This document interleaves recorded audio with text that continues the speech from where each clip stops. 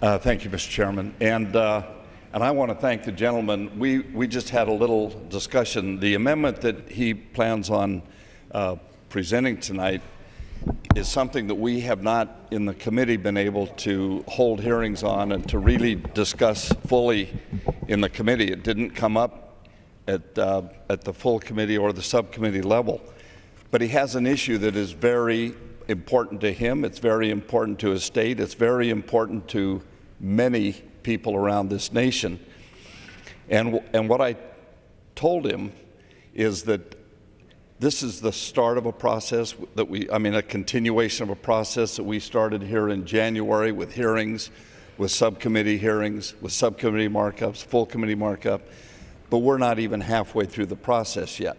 After we pass our bill on the floor, the Senate is marking their bill up this week, and then at some point they will mark it on the floor, and then there will be a conference. So there's a lot of things to do between now and the end. And what he would like to, what I should do is let him say what. Time. My concern had been when we had a second shooting without the administration having done anything after the first Fort Hood shooting, and then we have a second Fort Hood shooting 4.5 years later. It made no sense not to do something. My own feeling was that we should just allow all of our military members, they may be carrying automatic weapons, they may be authorized to shoot RPGs, drop bombs, all kinds of weaponry in a foreign theater.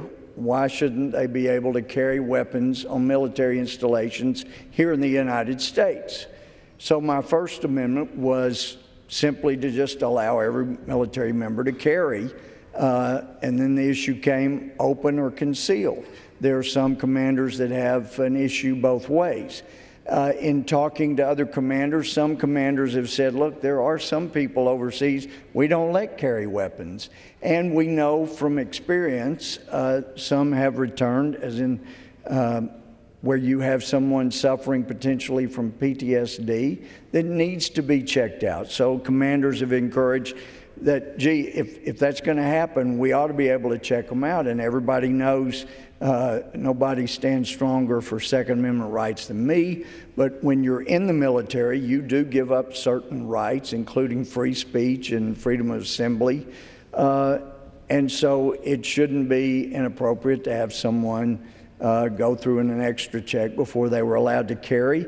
And then in bowing further to current commanders, former commanders like Jerry Boykin, former Delta Force, thought, well, gee, we can give them a choice. Either have a duty roster where people walk around with weapons, and that would discourage further shooting, because clearly, as an article by Arthur Berg says in the Wall Street Journal, these people want to conclude it themselves. If they're afraid somebody will shoot them before they conclude it, then that would not be, they wouldn't be going through it. So those are all things that motivated my amendment being filed. And the chairman here tells me that this is an issue that they would like to push in conference with the Senate bill that will be brought through. And since there is an ongoing concern about what would be the best way to do this, as I've experienced with commanders I've talked to, I have been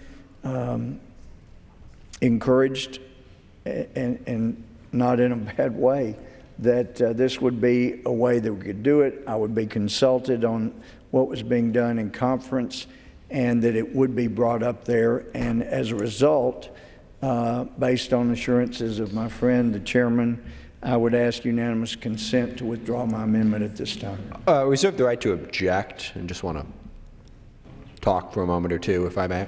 The gentleman from Washington. Yeah, I hear all that, and I'm happy to have the withdrawn. I think this is a bad idea, and from our side of the aisle, I've talked to a lot of people in the military. They are deeply concerned about the notion of allowing people to be armed on base at all times, and the command structure issues that you mentioned, and the rights that are given up. This is something we would strongly oppose.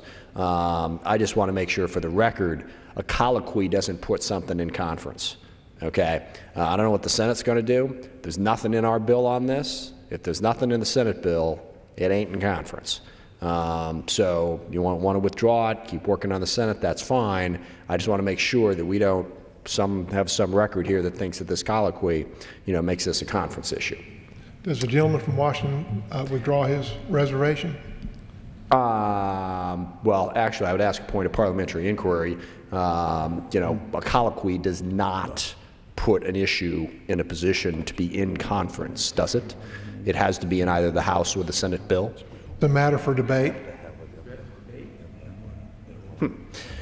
All right. Well, if the purpose is to withdraw the amendment, I will withdraw my objection and grant unanimous consent to have it withdrawn. The amendment is withdrawn without objection.